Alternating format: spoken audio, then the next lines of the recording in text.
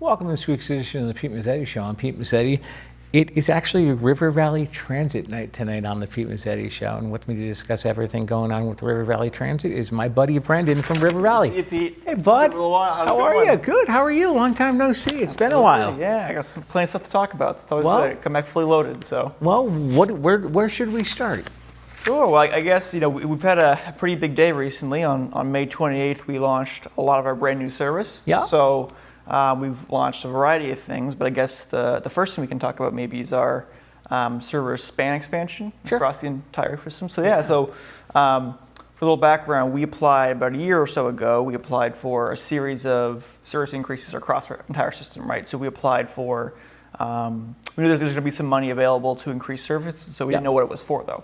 Okay. We basically just applied for everything under the sun. So we applied for new bus routes. We applied for increasing frequency on bus routes, so having buses come more frequently. Right. We also applied for increasing the service span, so meaning having more hours the bus runs. Right. So those are the three main things: new routes, more frequent service, or having service run longer. Yes. But we didn't know what was going to get funded. We knew the governor was going to have this funding expansion across the state, which we were excited about, and we didn't know what they were going to be. So we applied for everything, and we found out the answer of the day was span. That was sort of the theme that we saw across the state, was that a lot of money was given to service span expansion, including us. So what that means is we got money for many of our routes to have more weeknight service, so going to 11 p.m., more bus routes going to 11 p.m., Saturday night service, so again, more buses starting from 8 to 11 p.m., and then our most exciting, I think, thing in a long time is in Sunday service. We got Sunday service for the first time ever, which is really exciting.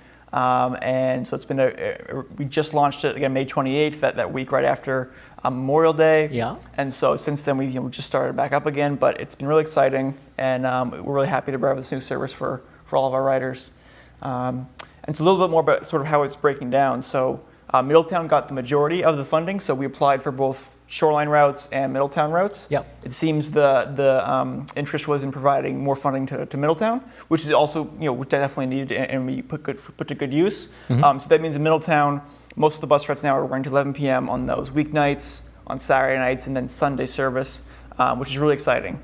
And I know a lot of people have been clamoring for that. A lot of the major employers in the region are open on Sunday. Right. For example, our biggest employer in Middletown for our riders and a main source of ridership on some of our main routes is things like FedEx, right? Those things run 24/7. There's a lot of opportunities where people are working now on Sunday, or even you can go to church, you can go to the grocery store. There's a lot more things you can do where you couldn't do before in our system. So opening that extra day and you having the full 7 days just kind of really opens opportunities for people that I think I had a good opportunity on that Tuesday to kind of go to the Middletown bus terminal and talk to the riders and let them know about the changes, kind of make sure people were aware. Right. And a lot of the people that I talked to were really excited about Sunday, for, again, all those same reasons. So we're really hopeful that that'll be well utilized. And we actually had our first Sunday was pretty good ridership, actually. We were pretty happy that people were aware of it, and I'm sure it'll continue to grow. So that's great. But in the Shoreline, we didn't get as much as we wanted. No. In fact, we actually initially didn't get anything, so we kind of had to fight for the Shoreline a little bit. We knew that obviously Middletown is super important. We wanted to make sure we have a lot of service here, and we do.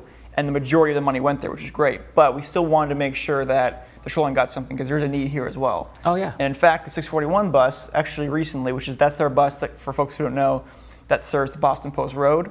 Yeah. So it goes from Old Saybrook all the way to Madison, and it picks up a lot of different people, a lot of different destinations. People use it for employment, for shopping, and even for getting from place to place. So that's actually our biggest route. And for a long time, it was actually one of our top routes. So it was one of our top 2 or 3 ridership routes. Actually, last month was actually our highest ridership route, which is kind of crazy. It even beat all the routes in Middletown. That 641 bus in the little Shoreline there was actually the most popular route last month. So it just goes to show that there was a need here for more service. And after some convincing, we were able to actually get funding and some rearranging. We were actually get enough funding to have the 641 bus run on Sunday, which is great. Cool. So it'll be the exact same Saturday schedule, so there's no confusion. Basically now, whatever you can use on Saturday, you can now do on Sunday as well for the Shoreline. So that, again, makes all those options available to people Monday through Sunday. So we're very excited about that. Cool. Yeah. Now, the other cool thing that I've noticed when you guys when you started the new schedules with the buses running every hour. Yes, absolutely, yep. Is that if you want to go up to the outlets, you got to watch what bus you jump on. Because there's one run goes to the Westbrook outlets, Yes. and then the other run goes to the Clinton outlets. Absolutely. It's like, huh? Yeah, I can totally work with that. So that's a great thing. It is a huh. So we know it's gonna. Why are we going there? So that's a great question. That was a trade-off to make that hour possible. Oh, okay. So one thing we did in October of 2023 is we had a series of changes, right? So this is kind of the easy part where we had more service. This time I'm coming to talk to you guys about more service, but in the past we made route changes. So instead of cost neutral route changes, these are additional funding. So with our cost neutral changes, one of the things we wanted to do in the shoreline is before we made the changes, we had this big transfer point at the Old Saybrook train station where 4 buses met. Yep. The problem was they weren't actually meeting, so they were coming at completely different times. So if you took the 643 example from New London, got to Old Saybrook and you wanted to get to Madison, you'd have to wait 50 minutes. And it's not, you shouldn't have to wait an hour to catch your next bus. It should be right there. And so what we did is we took a chance and we rearranged the schedule so that all the buses meet on the hour, what we call a pulse system, meaning all the buses are there to meet. So now you'll see all the buses meet at the Old Saybrook train station lined up, so you can hop from one bus and walk to the next one, and then it leaves in 5 minutes instead of having to wait 40 minutes, 30 minutes, an hour. And it just kind of simplified the entire system and made it a little easier for folks to transfer from one system to the next. Mm-hmm. And ultimately, it shortens the amount of travel time it takes, right? So if you can get from New London to Madison, it would take you about 2 hours. Right. One bus run here, second bus from there, combined, it's about hour 45 minutes. Right. If you then have to wait an additional 50 minutes for your next stop, then that travel time becomes almost 3 hours, right? So obviously it's public transportation, so we're not going to be as fast as a car. Yeah, right. But then if you add an additional hour wait time, it really makes it exorbitant. So we tried that. And so getting back to your point about the 2 outlet malls, in order to make that work, the initial run before October, the bus actually took an hour and 15 minutes to get between Old Saybrook and Madison. And in order to make sure we can actually have it every hour, we had to shorten the route up. So we shortened it up, and we had it so that we have, instead of going to the outlet mall and the Clinton Crossing Mall and the Westbrook Outlet Mall, we actually have it switched. So one will do that, one will do the other. That way we can get to under an hour, and that way we can actually have it be hourly instead of every other hour. So that's kind of how we did that run. So it was sort of a trade-off there, and also we noticed that, frankly, the Westbrook Mall wasn't doing as well as for ridership as in the past as well. Right. So that was another consideration. Exactly. Yep. And I actually like the buses running every hour on the hour. Yeah. Just in case you need them, it's like, okay. Exactly. It's easy, and if they ever top up every hour, there'll be a bus there. So it's kind of nice to know. Yeah. Now, explain this to me. Mm-hmm. How come when the bus gets to Clinton, you guys don't go into ShopRite or Stop and Shop? Another good question. So that was another change too. So a couple different things there. Part of it's time. It does take a lot of time to get in there, but the bigger part is the parking lot. Is the parking lot. It's safety. So we'd like to obviously pull in there. The issue is, one, again, it's that timing issue. We had to shave some time off somewhere. The second issue is we've had a lot of close calls in there, especially in that ShopRite plaza. That's been particularly bad. Yep. So we've got cars coming in, people coming in. These 30-foot buses, believe it or not, actually aren't meant to really pull into that many of these shopping locations unless they're actually designed to be accessible by bus, right? So a lot of folks, when they're building a shopping center, at least historically in the shoreline, they're not going to be designing to build a bus that's designed for cars, which again makes sense. It's demographics of the area. Sure. But when we can't pull in there and get out very well, it's kind of dangerous for everybody, and it's sort of an accident waiting to happen. So it was kind of a safety issue, a time issue, and so that was sort of what we came to be. But I do know it was an inconvenience for some of our riders, so we were definitely still weighing it, but it seems to be right now we haven't heard too many complaints, so but we'll keep an eye on it though. Yep. And now I understand we also have the Passport to the Park program. Yeah, so that's a really exciting program. Park Connect is what they call it. Wrong term. That's okay. That's you my got the right vibe. I kind of like that. That's good. There is a Park Connect program which happens actually the last few summers now, and we were lucky enough to get additional funding to do it this year. It's funded through DOT and through DEEP, the Department of Energy Environmental Protection, as well as Department of Transportation.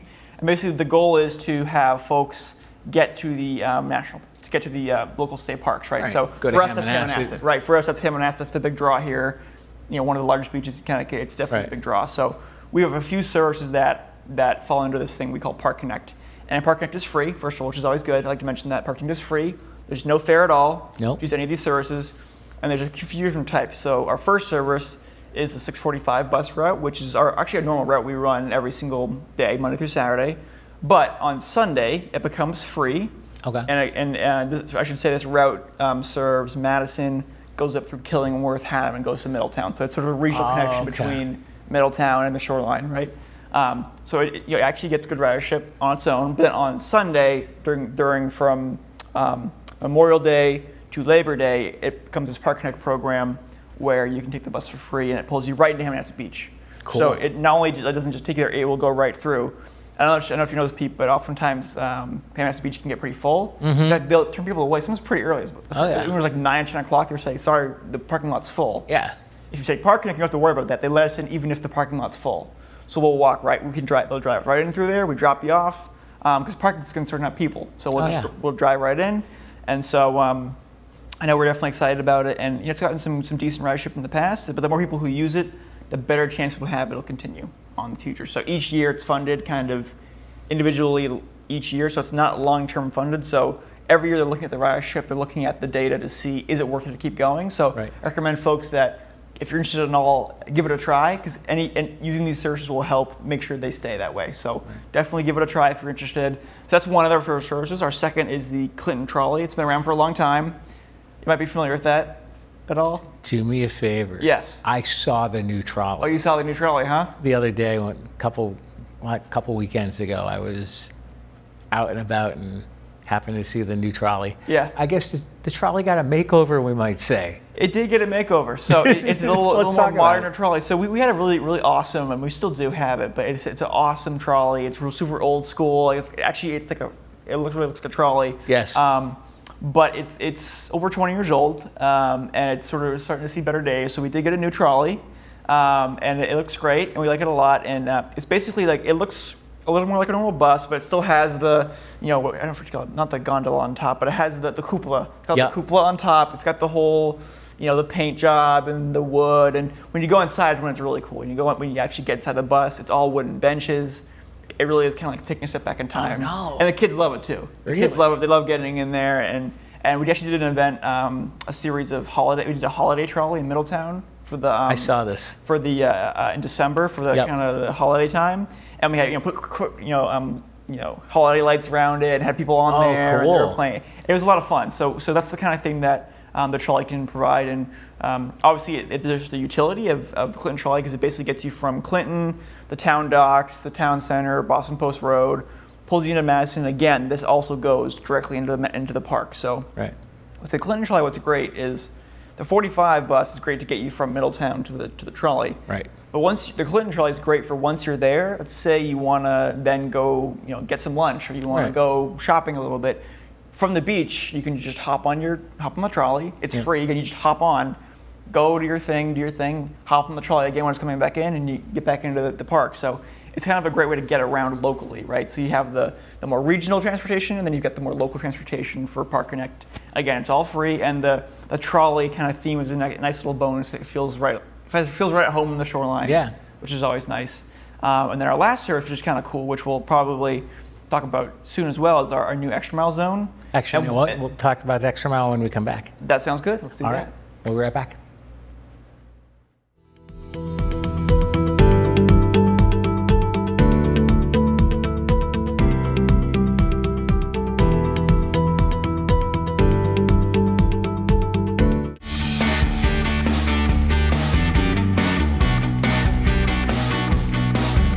It was kind of the storm of the century, or the 500-year flood or storm, that by some estimates over 15 inches of rain fell over a 3-day period on June 4th, 5th, and 6th, 1982.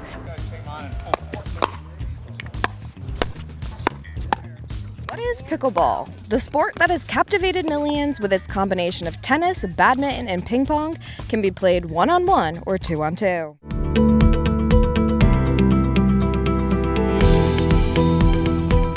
Hi, thanks for joining me. This is September Selectmen's Update.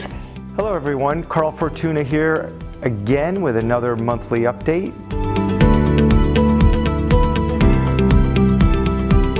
Good morning everyone. Today's the Town Council regular meeting, Wednesday, October 4th, 2023 at 8 a.m., Town Hall Green Room.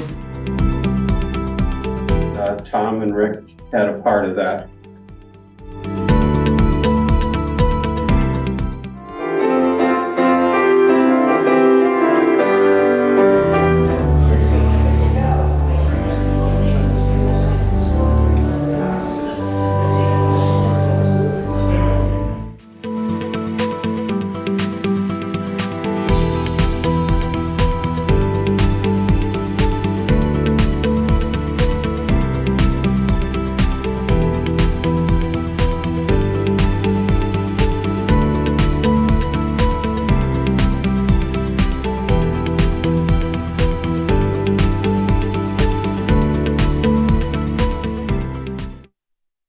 Welcome back to this week's edition of the Pete Mezzetti Show. I'm Pete Mezzetti, sitting here with Brendan from River Valley Transit. Welcome back, my friend. Thank you very much, Pete. Thank you. Yeah. All right, so we were talking about all the fun stuff coming with River Valley Transit, and I believe, from what I remember, Extra Mile got expanded. It did. That's right, Pete. So, again, as I mentioned earlier, with the surf span expansion, May 28th, also on May 28th, Yes. we had a busy day on May 28th. We also launched 2 brand new Extra Mile zones. Let's right? talk about it. So for folks who don't know, we have current Extra Mile zones in Old Saybrook, and it also covers portions of Westbrook and Essex. That's our kind of our marquee zone, our original zone, been around since 2019. A lot of people know about it. And then we have a pilot in Middletown that's been going on. So those are kind of our 2 zones that we've had before. And for, again, a little more context too, about for folks who want to know what is Extra Mile if you're not aware. Basically, it's an on-demand service. It uses like a general map zone area, and within that area, you can request a ride on demand, or you can book in advance. So it truly is like an Uber or a Lyft, kind of like a public transit version of that, where it's like a shuttle vehicle. It'll pick you up, drop you off where you need to go, and you can use our app, which is a pretty cool app. You can type in your destinations.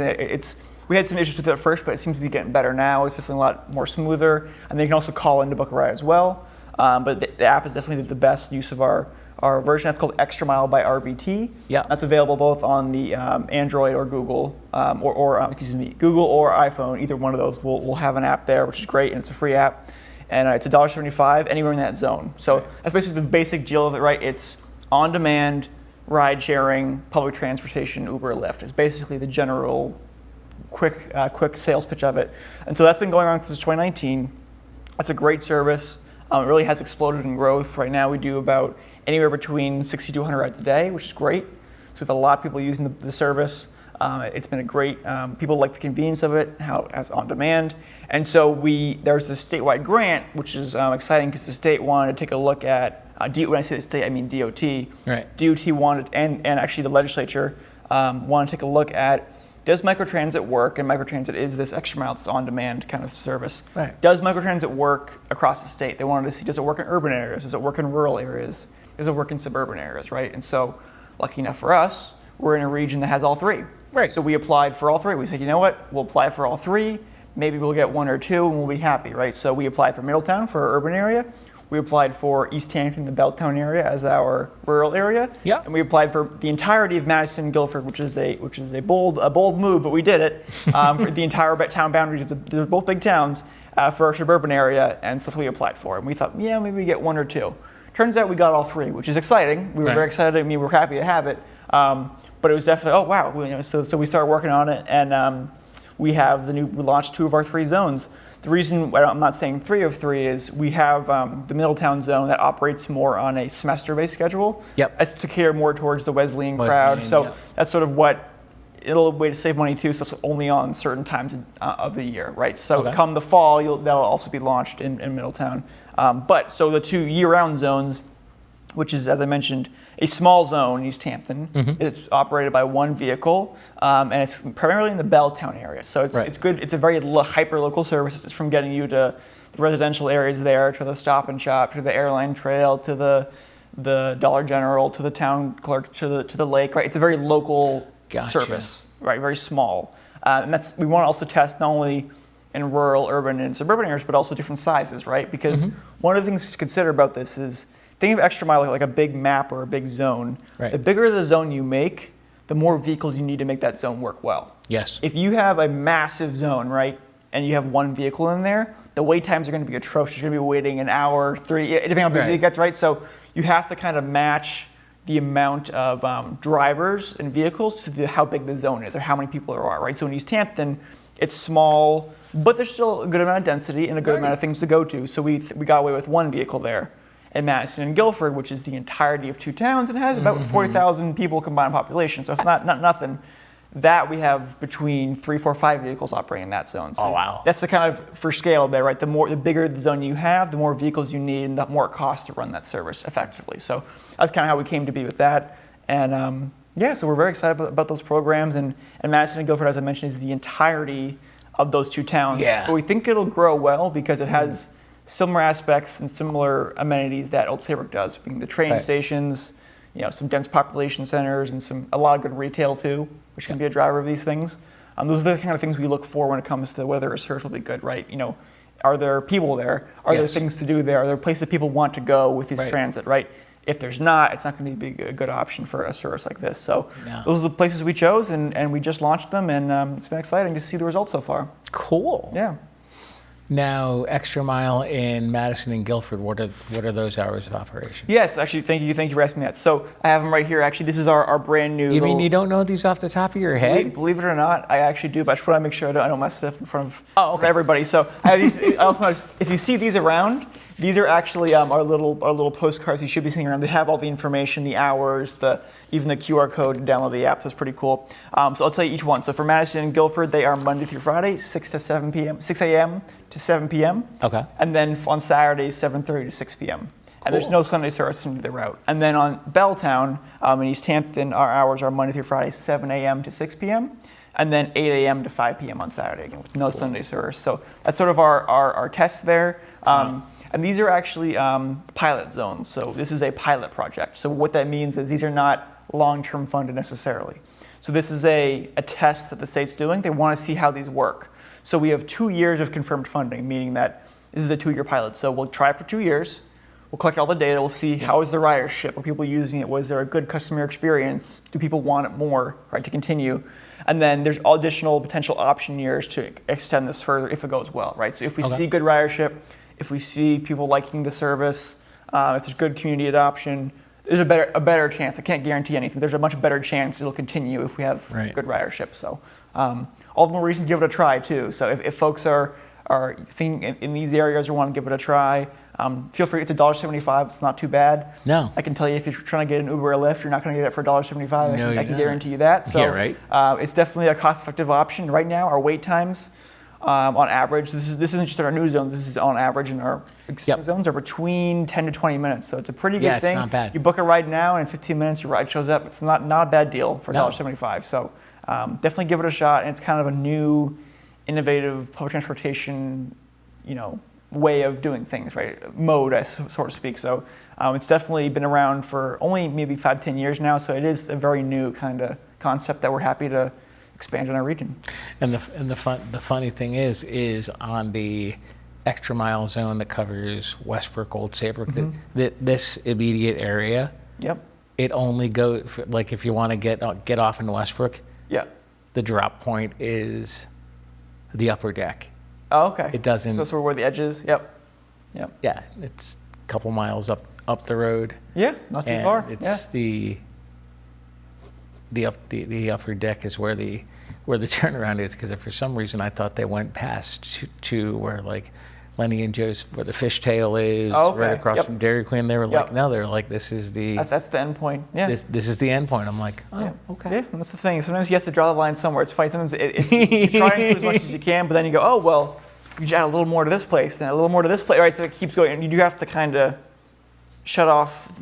You have to finalize the zone somewhere, right? So sometimes it can be a little strange, but what's nice too about these zones, well, I should say Madison and Guilford's pretty static because again, it's the entirety of both towns. Yeah. Every inch of both those towns is covered. That's a big town. But when it comes to East Hampton, we're definitely open to feedback when it comes to if we need to tweak it, make it a little bigger here and there, it's fine. We just can't make it huge again because we only have funding for one driver. So if we make it the entire town, or you somehow factor in Colchester, it'll be too big. Yeah, no, it's going to get ginormous. You gotta try and we can tweak it here and there. Again, it's a pilot. There's some wiggle room potentially, but we got to be cognizant of. We want to keep wait times low and actually be a good service. We'd rather it be a good service in a smaller area than a horrible service in a big area. Right, yeah. So no, that's kind of you what don't we're want that. looking at. So You don't want yeah. that. Yeah. And last time you and I were together, we were talking about the electronic signs in Madison Yeah. and in Saybrook. Yeah.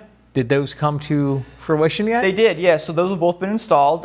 One at the old Saybrook train station. If folks are familiar, there's a little bus shelter there. It's sort of our hub where all the buses line up. And there's now inside the bus shelter, there's a cool. It's about 8.5 by 11 roughly. Okay. Electronic sign. It's battery operated, and it shows when the buses are going to be there. So it actually has the real-time information, so you can see, okay, the 641 bus is 2 minutes late, and you can see, or the 642 is right on time. You can actually see when the bus will get there, which is kind of cool. Right. And then that same device is also located in the Scranton Gazebo in Madison. Oh, cool. Which is another one of our transfer points where we have the 641 bus, 645 bus that goes to Middletown, then our partners at CT Transit who operate the 201 that goes to New Haven. Right? So it's not Yes. us, but we still want to promote them because it's The a big lot of our bus. riders come right from there. So or trying to get to New Haven or coming from New Haven. So definitely a good thing to promote there too. The city bus. Yes, exactly. Yeah, The city bus. the big- Yep.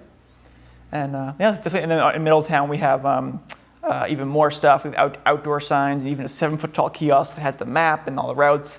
Oh, and one thing I will mention is we've been a little disappointed with the performance of the real-time information, so the actual route times. Yeah. But I will say it is getting better, and so we're working with a developer on that, the vendor I should say, who uses these services for us. Right. And so we're getting a lot closer. So those times should start looking a lot more accurate. So Cool. yeah, it's been a process, but it's nice that it's moving. Taking a little longer than we like, but at least it's getting there now. So Cool. And Yeah. if people want more information on River Valley Transit, where can they go? sure, so they can go to rivervalleytransit.org. That's a great place to go, rivervalleytransit.com. And then on that website, there's a lot of different things. They have all of our schedules. We even have interactive maps and even a trip planner. So if you wanted to say get to X location, it'll tell you the best way to get there via public transit. So there's a lot of different cool tools on there, and we also have any updates. So you can download all of our guides, and even I'll have like a little blog post where we'll have new updates about what's going on. So all the new information will be up there. So definitely a great place to visit for more information. Cool. Brendan from River Valley, thanks for very your much, time. Pete. We'll see you Appreciate soon. it. Sounds good. All right. Thank On you. behalf of Brendan, I'm Pete Mezzetti. Thanks. Good night. We'll see you next week.